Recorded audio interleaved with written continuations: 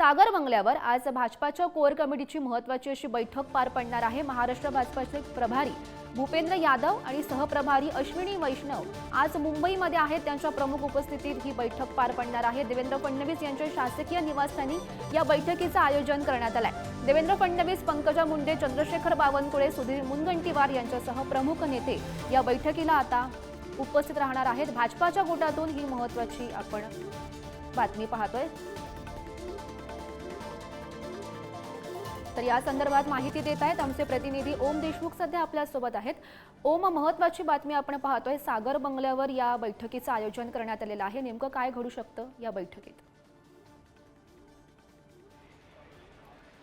गौरी, अगदी बरोबर आहे। आज भाजपच्या केंद्रीय नेतृत्वाकडनं अश्विनी वैष्णव आणि भूपेंद्र यादव, जे प्रभारी आणि सहप्रभारी म्हणून ज्यांना बोलवण्यात आलंय, ते मुंबईमध्ये दाखल होतील। आज रात्री किंवा उद्या सकाळी सागर बंगल्यावरती भाजपच्या कोर कमिटीची बैठक होईल। या बैठकीला हे दोन्ही नेते उपस्थित असतील, त्यासोबतच राज्यातील महत्त्वाचे नेते उपस्थित असतील।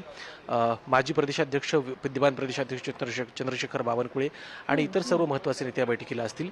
विधान परिषदेचा जो काही रोडमॅप भाजपकडनं आखला जातोय त्याबाबत या बैठकीत शिक्कामोर्तब होईल आणि हा रोडमॅप दिल्लीला पाठवला जाईल।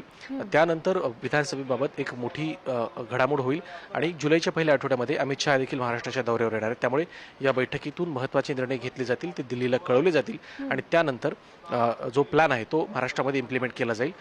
त्यामुळे बैठकीत नेमकं काय घडते, कोणते निर्णय घेतले जातात याकडे सगळ्यांचंच लक्ष लागणार आहे। गौरी, हो, नक्कीच ओम, या सर्व घडामोडींवर असंच लक्ष ठेवून राहा। तुर्तास धन्यवाद दिलेल्या सविस्तर माहितीसाठी।